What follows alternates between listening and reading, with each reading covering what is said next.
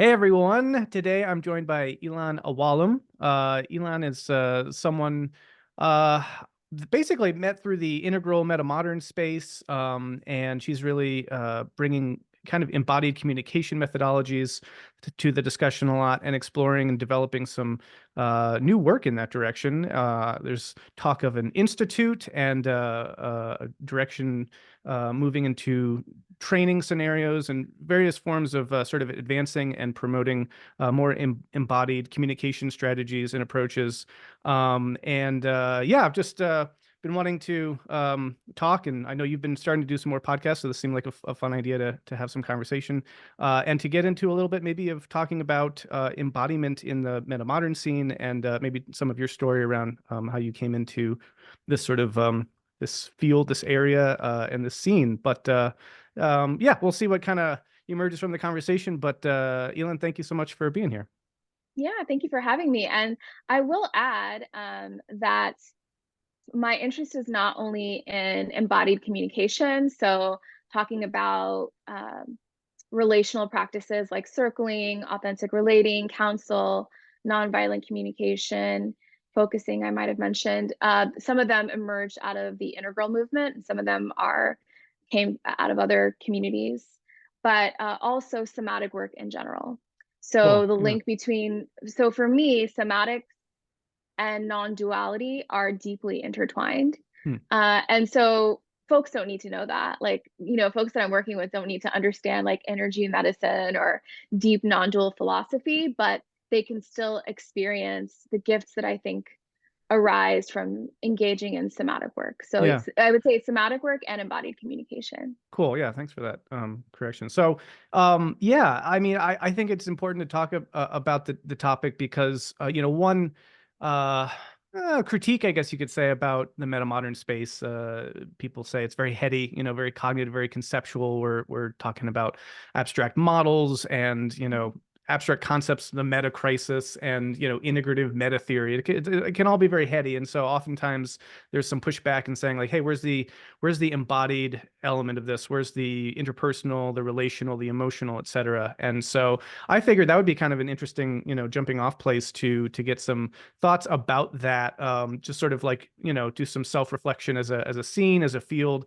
What are your thoughts about that critique slash what can be done about bringing in more of these sort of embodied approaches? I don't know. Any thoughts on that sort of general topic? Yeah, so I enjoy the heady intellectual stuff. Like, to be clear, based on my Enneagram type and Reikian body analysis and all like many different maps, that is my tendency. Is like when I was talking with Layman a few weeks ago, Layman Pascal, I said, "Oh, how is this landing for you?" And he's like, "I feel a huge rush of energy, up to my head." And I started laughing because that tracks. Like by nature am someone who's very heady, and I know that my work for the rest of my life, I believe, is to come back down into my body, because I'm so much more comfortable in the intellectual realms. And so I don't necessarily have a critique of that, right? I enjoy those kinds of conversations, and I think there are very rich subjects to explore. But what I have tracked, both in the Metamodern Spirituality Forum and in other spaces, online and offline, is that sometimes it seems like the development is lopsided, right? So there hasn't been, even if people haven't had the luxury or privilege of doing embodiment work, there isn't some of the important relational developmental work it seems like, according to what I've seen, it seems like that important relational work hasn't been done. And so there are a lot of deficits in how people are interacting with one another. People are, there's frustration, there's projection, there's all kinds of things emerging. And so, uh, I've been tracking this for a while now, again, both online and offline, and feeling into, okay, sometimes it can be very heavy. And I suspect that I'm not the only one who's experiencing this. And what can I do to be of support as someone who can relate to that tendency, and even to that behavior? and someone who also has training that has tremendously benefited me, but also might be able to benefit our community. And so for me, um, this year, I hope to uh, start rolling out trainings in authentic relating and circling and focusing, but again, with a somatic lens, because a lot of what's taught is not by people who have any training in trauma theory or in somatics or cognitive any kind of real psychotherapeutic training, or even like spiritual woo woo training. And so uh, even that can sometimes be quite heady, right? So my one of my goals is for our communities in particular, and that means the spiral dynamics folks, the integral folks, the metamodern folks, to engage in like more like low cost trainings for a larger number of people to start supporting people, and that there seems to be quite a demand for it to support people who are wanting to move in that direction, who enjoy the intellectual conversations, but maybe are, they're no longer wanting to fall out with people every 6 months because so and so said X in Y forum, Right. right? Yeah. Yeah. I mean, so there's a lot of interesting angles to this. I mean, one thought is that it would seem to me that like the the way that people show up online is going to be sort of symptomatic of, or an expression of, what they're like offline. Um, Mhm. in terms of, let's say, what, like their ability maybe to navigate the interpersonal dynamics more or less successfully, right? I mean, on the one hand, certainly it's the case, and I know many people like this who are actually very different online than they are offline, and you're kind of like, wait, this persona that you are online is so different, just because I think there's something about the medium that, I don't know, changes people's patterns of engagement or something, and oftentimes people can show up online a lot more sort of aggressive and polarizing than they are in real life. So that's certainly Right. true. But at the other, the other side of that, though, I feel like, is that people who do show up in real life as being very kind of embodied and interpersonally sensitive and that sort of a thing, that does seem to transfer a lot of the time into online contexts. Is that your feeling or thought about that, or online offline relationships? How do you see that? Yeah, I think that tracks for me, although I will say that some of the people who behave in an aggressive or polarizing way online, I've also experienced showing up that way in person. There have been various people who floated through the forums with whom I've had conversations over video chat or phone, and my experience of them has been similar to what I saw in the forums. Mm-hmm. And so it's interesting because what uh what seems to be occurring is bypassing, right? So for those of us who are again, there's no shame or judgment around it, but for those of us who are most comfortable hanging out in the intellectual realms, that can lead to us neglecting these other arenas of development. And actually, it often is not just avoiding the developmental work, but also even like a sense of disconnection from our bodies in general, right?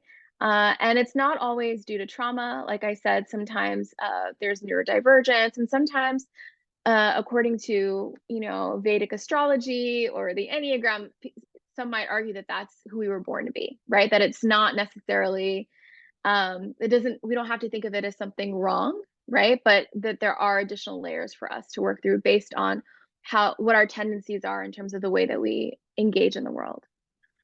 What would you offer as some suggestions? I've considered in the past coming up with a certain kind of list or just general guidelines or rules, of like very specific recommendations or ideas or tips for how to engage in online contexts, right? And I feel like it can be actually a lot simpler than maybe people tend to assume. But like, do you have any tips or suggestions, or any ways that you would just that we could talk about here, that you could bring some somatic intelligence to how we show up in discuss and relate online? Yeah, absolutely. The other day I posted a wonderful a short list from a colleague of mine named Magdalena Weinstein. She is a somatic experiencing practitioner. And so I'm going to share those if that's okay with you. Sure. I'll share a few of those. So the first is staying centered and grounded. If you're able to, stay centered in your body throughout the conversation so you can stay aligned in your will and allow your emotions to flow instead of falling into defensive responses. Because a lot of what we're seeing are people who feel activated or triggered in some way, and so then that triggers their defenses, and they immediately are figuring out how to stay safe because in that moment you are a threat, right? You are a predator, you are dangerous, and they need to protect themselves from you. Well, wait, The other, let's pause on that for a second because I that's helpful. Then we yeah, can kind of dig into these maybe a little bit. So like, what does that yeah, mean to then like get centered into your body? Like talk about that a little bit. Like, let's say, I'm Brendan Dempsey. I'm yeah, on the computer, and someone says Brendan Dempsey is such a hack. He just takes all of other people's ideas and he's kind of I don't know, whatever people want to say, right? And then I'm like, all right, so I have this immediate reaction to that, right? So then like, walk me yeah. through. What do I do? Yeah. Yeah, so thank you. I'm sorry. I don't mean to, it's not anyway. That was humorous, but also because it mirrors reality a little bit. So, what I would say is first, I would just notice what comes up for me. And I would probably feel like a kick to my gut.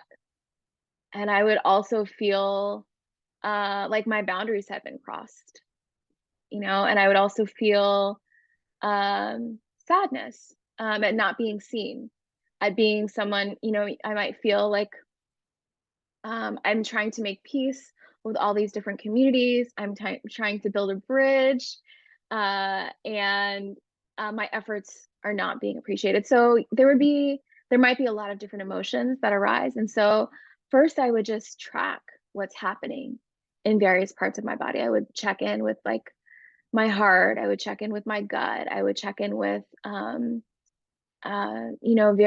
various places where where the tension seems to be arising, and then I would and then you don't have to label it necessarily as grief or sadness. You can say it feels like there's like a red hot burning something, right? So that's step one. And then after you track it, what might be helpful is to actually allow yourself to feel it fully. So what happens when we feel defensive is often happens is not only do we would sometimes go into fight or flight and then maybe act immediately from that space, but also we might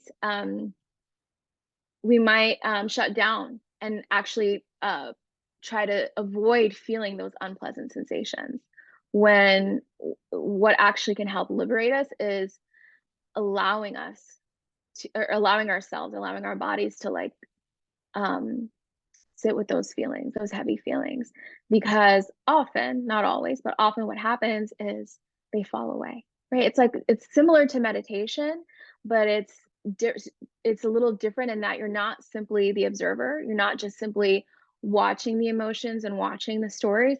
You're doing both, right? So you're tracking it, you're observing, but you're also allowing it to flow through and out of your body, right? And so in integral speak, that would be like at the integral or a yellow or teal, you are able to do both. You're both able to observe what's happening and you're also able to feel it, right? So there's the embodied cognition and then there's the more intellectual component. Mhm. How does So that yeah. land for you? So don't just knee jerk react, pause, feel, experience, and then respond, I guess you might say, or maybe not, right? And that can be another thing too. Just an Exactly. observation, which I know we could talk more about as well, but there's something so interesting about the nature of, I guess, specifically internet forum contexts, and how how weird they are in terms of their relationship, or rather lack thereof, to embodiment, right? Because in some ways, like, we don't have a context for these kinds of interactions with other people, right? Like, if I were to get a letter and someone were to say to me, "Hey, Brendan, I think you're a hack," I could do all that, feel all that, but it would be like, it would land differently because it'd be like this personal exchange or something, right? But in these online contexts, you're like, there's this sense that it's somehow very public, and it's almost like we're all in a room together and someone's standing and just like yelling this, and then you're in the same room and you like have to maybe do something. You can't just kind of ignore it, but maybe. So there's this weird way in which, like, it's a totally disembodied online virtual reality, but it Yeah. plays with embodied dynamics in weird ways that probably engender different responses from us, different from how we would behave if we were in a fully embodied context. So anyway, that was just a reflection that came up while you were speaking about that, because Yeah. it does different kinds of things in these spaces that we're in. But anyway, well, yeah, keep going with that list, or pick up any of those Yeah. threads. Yeah. So that's the first part, is like tracking or observing what's happening within us, and then allowing ourselves to feel it. And then oftentimes it'll actually release. It will soften. And whatever unpleasant sensations we might be experiencing will actually kind of um, just kind of drift away, right? Will flow out of our body, because that's part of it. Like you're essentially restoring a sense of flow and balance to your body. And then from that place, usually any actions that we take next will be ones that will come from a more whole and healthy place. And so hopefully other people will be more able to hear what we're saying, and hopefully it will land in a way that doesn't cause more fragmentation or dissociation for our collective, right? So when we do this work, we're not only benefiting ourselves, we're also often benefiting other people around us. Yeah. So that was one, right? Which is center yourself. What's the next Yeah. one? So the next one, I apologize. I realized I kind of elaborated and didn't respond to your question, to your request to elaborate. The other is open-ended questions. Mm, So, for instance, um, there is a tendency for people to think that they're either intuiting or they already know what the other person means. So instead of saying, um, "Hey, I noticed that you called bell hooks work postmodern. You are," like, someone might accuse me of bypassing stage green, right? So instead of that, they might say, "Oh, that's interesting. Why do you consider her work to be postmodern?" Right? So again, it's like a less defended, and there's much more openness and curiosity. hmm And then, Well, sorry again. Let's pause on that one, because yeah, I think this is sure. huge. And by the way, to your great credit, you're very good at this. I've seen you. I've just kind of watched the way that you do this very well in Yeah, online spaces, and yeah, it's a wonderful.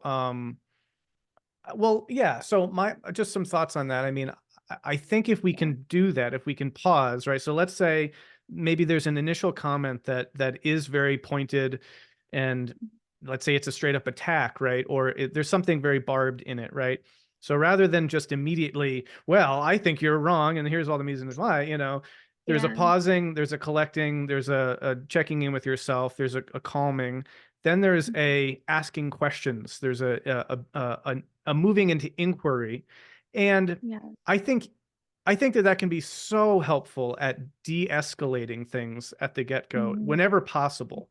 yeah, And it gives also that person another opportunity to say more, and to see that you're engaging with them, that you're taking their presence and engagement seriously, but you're not just sort of then escalating them, but they're able to then unfold more of, having more of an opportunity to hopefully also be a bit more detailed, maybe rational, maybe, give more exposition about what's there instead of just this very emotional thing. And so I think yeah, asking questions is like, if someone were to ask me like the number one thing to do in these spaces, I'd say first of all start with that one. And I was, when you shared that list, and I saw, like, yes, that for me is huge. And anyway, I just wanted to say that because I think if people could take one thing away from this conversation about Mhm. these kinds of things we can do to intervene and to mitigate, some of these sort of very tense exchanges, it can be around, yeah, just asking questions. Yeah. I don't know. Maybe I did not really add Yeah. anything. I'm just Thank you. echoing, No, but yeah, I yeah, really appreciate that. Thank you so much for the compliment. yeah. I really I feel that's very kind of you. The other is use I statements. Express your own opinions without sounding confrontational or making generalizations. And I'll give an example of that. And then finally, the last one I will share, or the last two, are set boundaries if the conversation becomes hurtful, or and then know when to step back. If the conversation becomes unproductive or overwhelming, it's okay to respectfully end the discussion. Mm. And so using the I statements.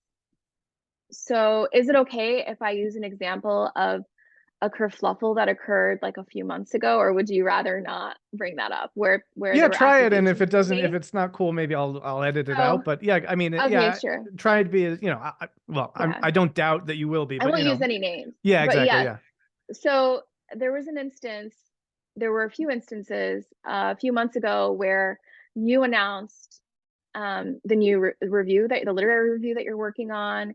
You announced your new book, um, Metamodernism, and you announced a few other, one or two other things, if I recall correctly.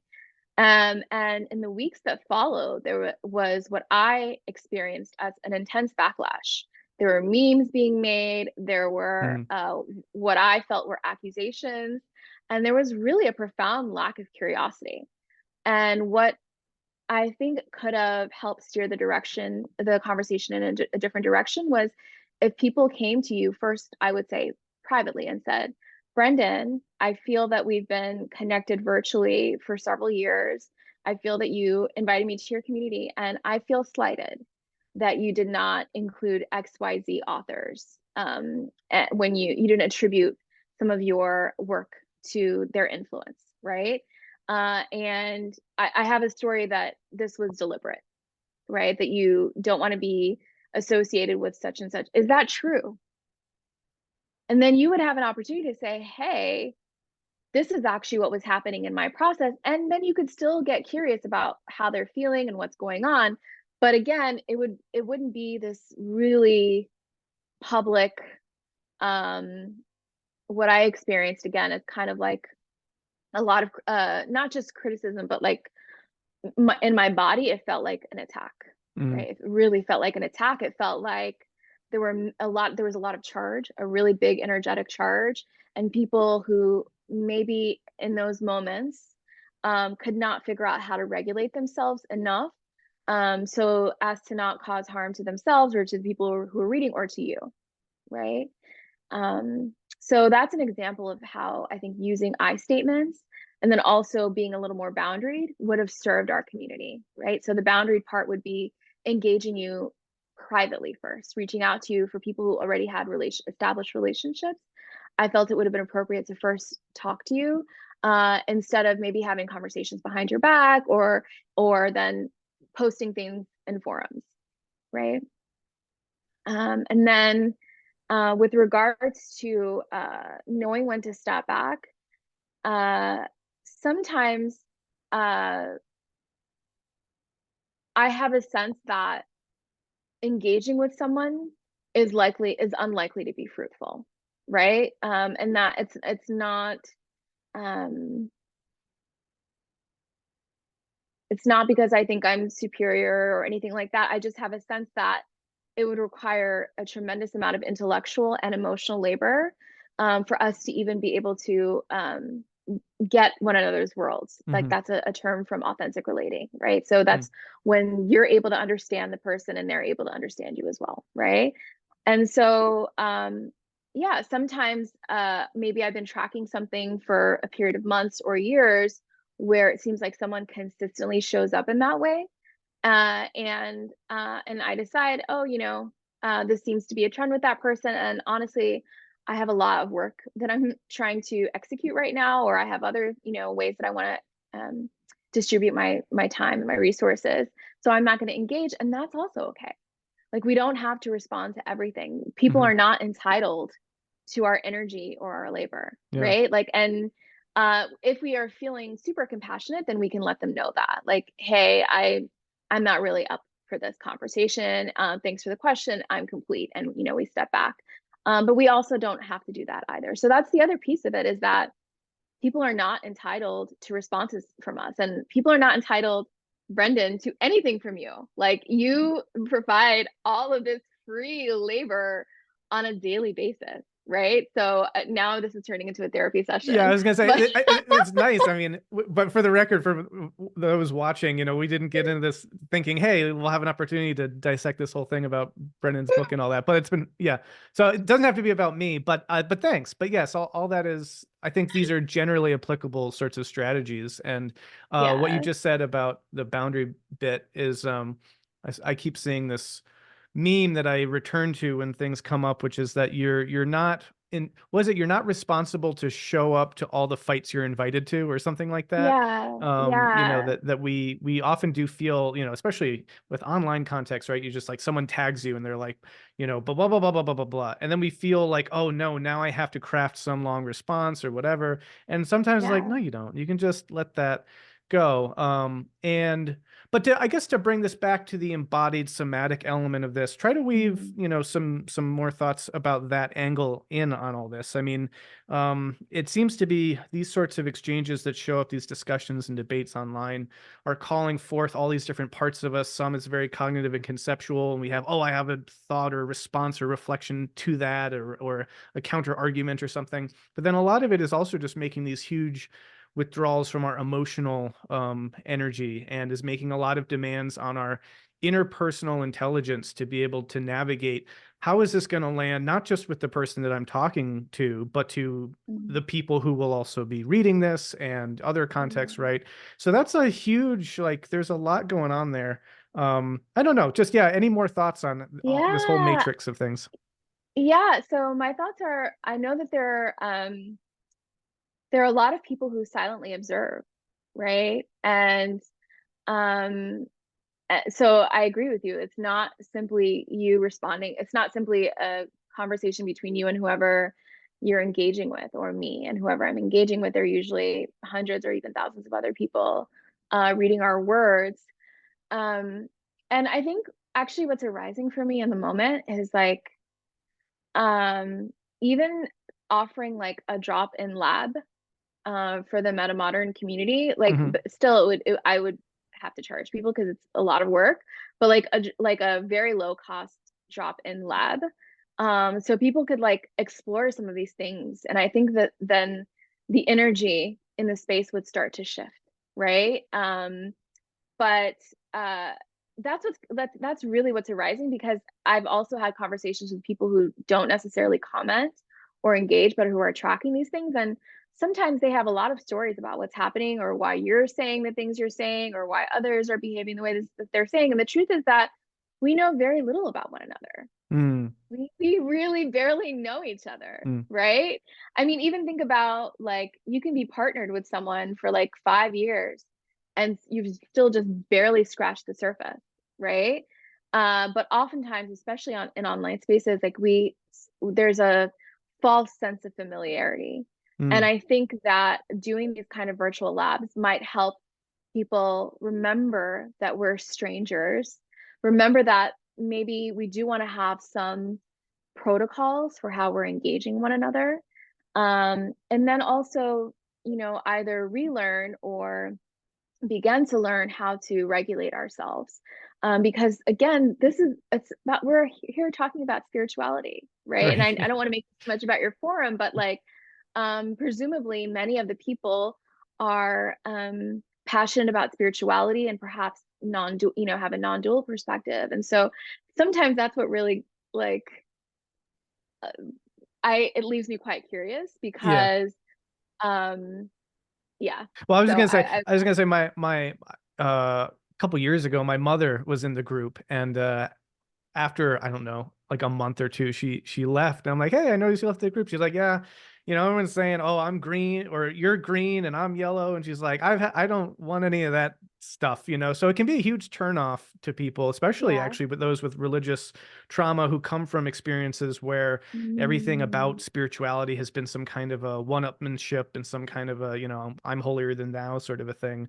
And Yeah. so, yeah, I think what you're naming, is really important, because it's sort of in some contexts more than others. Mhm. It's especially important to be able to, um, you know, basically have these skills and be able to show up in this way for people, because it's not Mhm. just, we're not just arguing about, toy train replicas or something. We're talking about Yeah. ethics and meaning of life stuff and the deep stuff. And so, it can, yeah, I think that there's a deeper kind of responsibility in some ways, but also a kind of worthwhile demand, I think, that is hopefully, places some additional, demands on us and hopefully calls us forth to be better people. And obviously, there's also the element of, sometimes best of intentions will just lose it or we'll screw up or Yeah. whatever. And so we have to,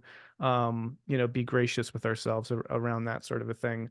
And another big thing for me, that I always come back to is trying to be gracious and good faith as much as Mhm. possible. But Mhm. to give grace to people, I think, is important as much as you can. But that also Mhm. extends to ourselves as well. So, yeah. Anyway, I did also, this is a fascinating topic, and I didn't mean to make the entire conversation about, No. this, but it's really cool. So I'm happy we can keep digging into this, or if there's other Yeah. elements of embodied somatic, training Mhm. methodologies or anything like that you'd want to cover before Yeah. we, yeah. Yeah, I mean, so for me, I feel very strongly that what can support um, our communities, um, particularly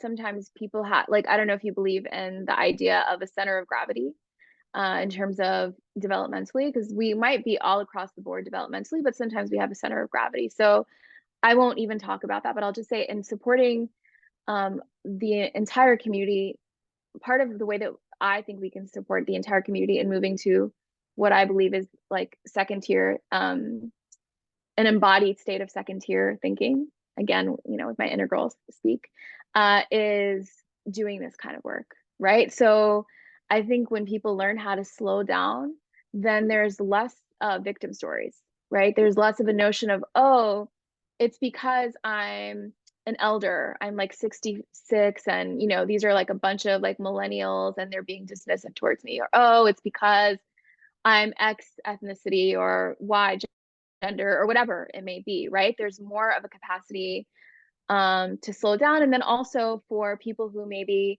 um, tend to be, heady, right? And that's kind of a critical term, so I try not to use it, but who like hanging out more in the intellectual realms.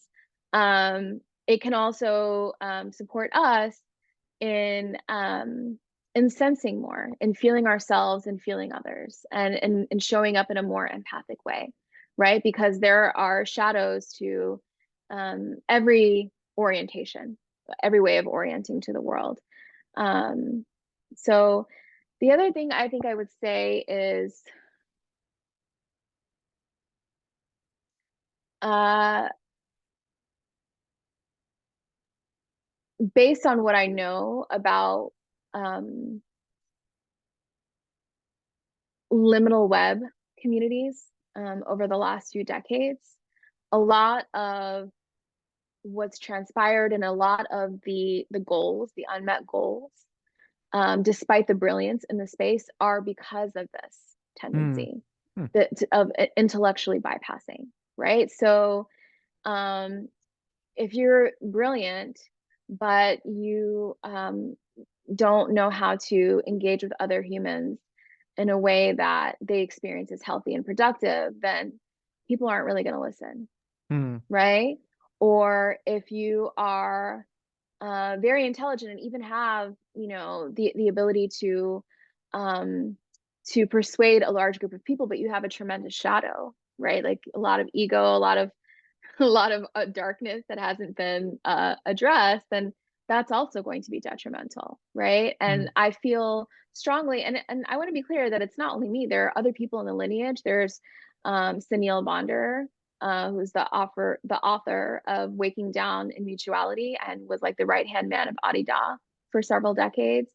Um, there's Robert Augustus Masters. So actually, people who were involved in integral adjacent or liminal web adjacent experiments that went really badly, and realized, oh my God, like we've been doing all of this, what we thought was spiritual work, and actually we've just been avoiding ourselves, avoiding our stuff. mm, And this is really the way that forward. So I'm not alone in this, right? But I think for maybe people who are newer to these ideas, and also like millennials or Gen Z, as well as like even some of the elders who may be like resistant to it, I think that there is potentially a lot of medicine in reintroducing, especially through something as simple as like embodied communication, right? So I'm not, or at the, I'll speak about myself. I don't have the capacity to do really deep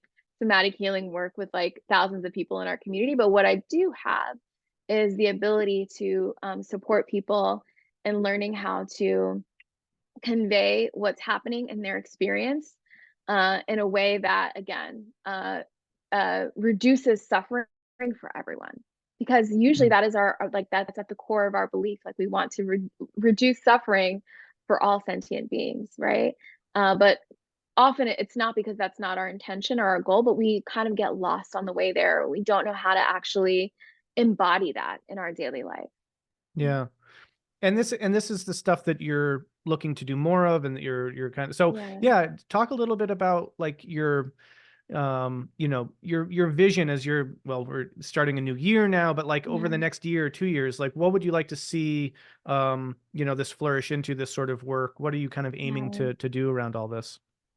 Yeah, so one portion of it, and that's what I'm working on at the moment, is trainings in the form of workshops, in the form of working with individuals and startups and organizations. And I live here in DC at the moment, especially want to work with people on Capitol Hill, and especially particularly people in positions of leadership, who I think could tremendously benefit from this work. So again, part of my goal with the Embodied Leadership Institute, which to be clear is just me at the moment, is to support, like support our collective. Uh, like I don't to support our collective in addressing the multiple issues facing us at this moment, this time between worlds, right? So that's part of it. But what I also wanted to say is, um, I don't think it's necessary for me to use really beautiful philosophical language. People don't need to understand integral theory. They don't need to understand spiral dynamics or metamodern. They don't need to understand any of that, right? But what they do know is like it feels like the sky is falling, and we don't know what to do about it, Mm, right? Whether we're like lay people or like a congressperson, right? So that's part of what I feel is can be my biggest contribution to our species at this moment, is doing the work of supporting people in coming back into their bodies in a world that is constantly asking us to dissociate in order to survive, right? mm, But also in learning how to, like I said, relate to people around us once we are in that more embodied state. Because in my opinion, somatic work without the cognitive piece uh, usually is not sufficient, right? Because there are plenty of people who are incredible dancers or athletes who have like a deep connection to their body, but the other cognitive work hasn't been done. So that's one part of it, is trainings essentially with individuals and organizations and teams and such. Um, the other part of it is that actually I'll leave it at that because I have a bigger vision, but I don't want to jinx myself. So let's just start there. Yeah. So okay. so that's the starting point is working with people in this three sectors that I think have a tremendous impact on billions of people, Mm, which are Capitol Hill and politics in general, not just mm, American politics, tech, Silicon Valley, but again, not just in Silicon Valley, but the tech sector, and then finance. mm, And these are spaces where people in things are very fast paced. And if you actually are someone who is very much in the head chakra, the crown chakra, then you are likely to excel, right? mm, And then if you and so that is something that is not only desirable, but it's rewarded. And so what I want to support our culture in doing is valuing and rewarding people who can do both, and developing humans who can do both, because we need both, right? mm.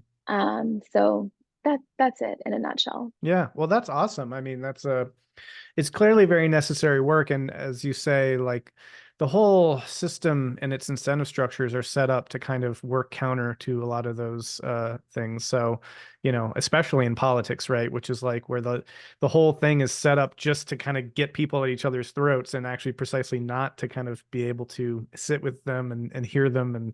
And so in terms of just the polarization alone, and the really deeply fissured and fragmented nature of our um, social fabric at the moment, I think that that's crucial. But as you say, I mean, it goes across all levels where this is having this deep impact in the world, technology too. I think there's probably, my guess would be there's a bit more receptivity in the technology, the tech sphere to these sorts of approaches than maybe the political sphere. But without jinxing your bigger Yeah, vision, I wish you the best yeah, with all this, and also to make a plug too that because there's Sky Meadow here, and we'd love to do some kind of event. There's the notion maybe of something happening in January, or maybe sometime later in the year or in the future. But I just want to plug that too, because I'd love to get you here with some liminal web folks and metamodern folks and really try to do some of this work together.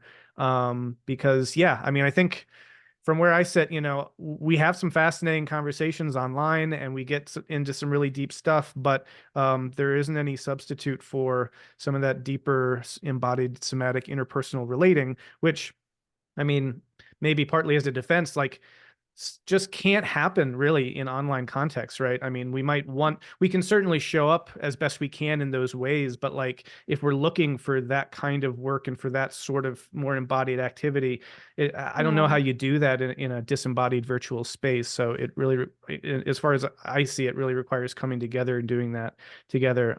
But yeah, I think it's something that this community could really benefit from. Any other thoughts on that, or anything else in general that you'd like to? yeah. Yeah. Yeah, I am hoping to host a retreat at the end of the month at Sky Meadow. But that's more open to the general public. It's not solely for our community. And that's very, very deep somatic work for people who are ready to engage, along with the embodied communication piece. And basically, it's like supporting people with the growing up and the cleaning up Mm, stages, according to Wilber's model.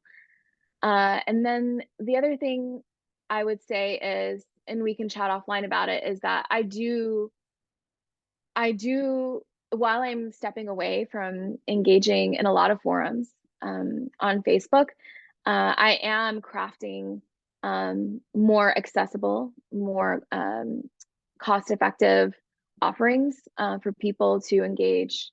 And as people who are interested to engage, to learn about embodied communication, because even the trainings are usually thousands of dollars, like if you want to do the trainings, right? mhm. So that is also a goal of mine, in terms of like working with people who are not necessarily in leadership roles.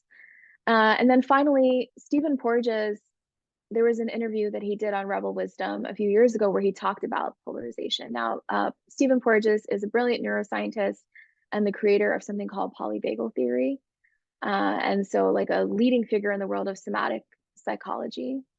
And he's talked at length about the connection between the nervous system and the soma and what we're seeing in the world today, right? So it's a number of different um, forces colliding to create the scenario that we have now, but also that there's optimism in that, because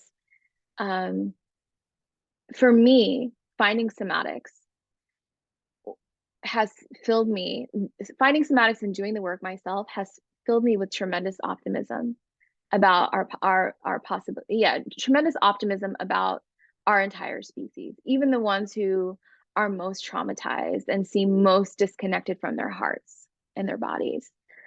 Because I think I want to quote like A Course in Miracles, like, but basically that there's an idea that every, and I'm probably not going to say this, it's not going to be completely correct, but that whenever our brother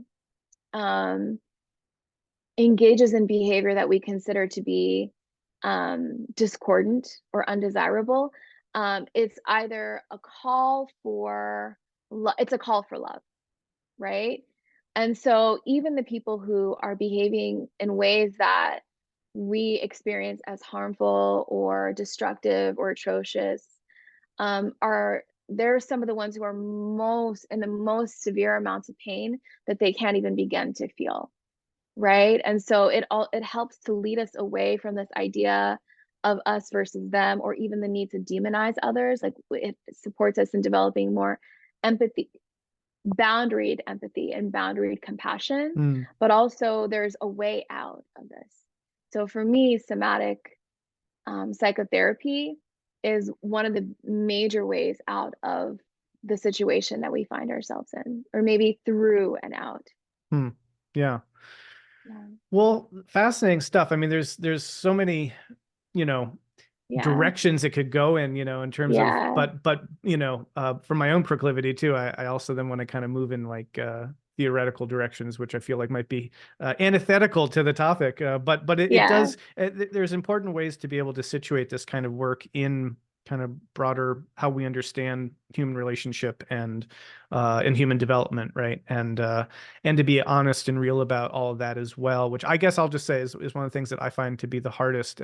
After learning all these developmental theories and having the realization, that comes with all that, one of the hardest things for me is then moving from that to an implementation or an application that can actually like help change things, right? I feel more like I can see patterns, but I'm kind of stuck just seeing them and not really knowing, what could be done about them. So I think these sorts of trainings and kind of therapeutics are really helpful for that. And yeah, at the same time, you emphasize the boundaries as well, which I think is also crucial, because there can be often in spiritual circles kind of this Pollyanna approach of like, oh, everything will be better and fixed and healed if we all just do this. And having Yeah. known, for example, some individuals with very deep trauma, and having worked in social work, for example, for a number of years, and seeing people, at-risk kids and people holding some really intense stuff, it's also very clear, that like that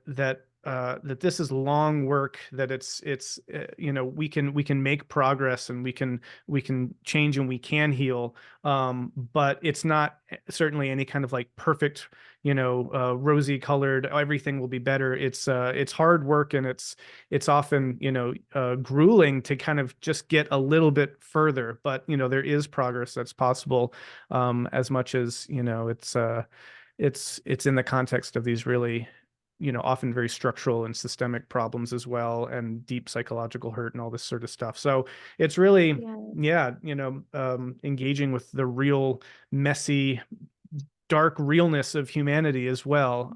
And that's what, we also have to do if we're going to Yeah. change things. Yeah. And also I'll add that what I'm saying is that the people who are leading these structures or systems are also some of the most traumatized. Mm, They're, maybe there's those kids that you were working with once they've grown up, right? mm. So, yeah, the Yeah. the two are, it's still like, I'm not saying that it will fix everything. That's why Yeah, I'm no, I'm and being I'm really not careful, trying to right? give that Yeah. impression either at all. No, Yeah, I but think you're, yeah, sorry, go on. I think that there's a lot of reasons to actually be optimistic. Hmm. And my goal is, again, not only to do this work individually, but also to like develop a team of people who are trained in somatics as well as embodied communication. So we can like work with as many people as possible. But then the other part is maybe like advocacy, so Mm, that these things, these tools can be available to as many people as possible, right? yeah. So I'm clear that I'm just one woman. Even if, let's say, I'm like super successful and I have like 1,000 trainees, you know, who are out there doing this, that's considering the amount of trauma that we Mm, are living with, like that's like going to put in a tiny, I feel probably a very tiny dent in the universe. So it's a really large task. Um, but again, I actually feel optimistic. yeah. So thanks for the chat. It was really fun, and I agree. There's so much more that we could explore for sure. Yeah. Well, thank you for coming on. I really appreciated it. And yeah, glad to spread the news about the stuff you're up to because again, I think it's really important in all the ways you're saying. So Mhm. and yeah, perhaps in the future we can pick this up and explore some of those unfollowed threads. But for now, Ēlen Awalom, thank you so much. This was Yeah. great. I really appreciate you coming on. Thank you. And my website, by the way, is Yes. www.ēlenawalam.com. At the moment, it's I'm going, I'm restructuring it. So there's not a ton of information, but you can sign up for my newsletter. And there's also information about the potential upcoming retreat at the end of the month. So you can click there under retreats and find more information. Cool. Happy New Year. Happy New Year. And I'll share that link in the description too. So cool. All right. Okay. Okay, Adios. Thank you so beautiful. much. Bye.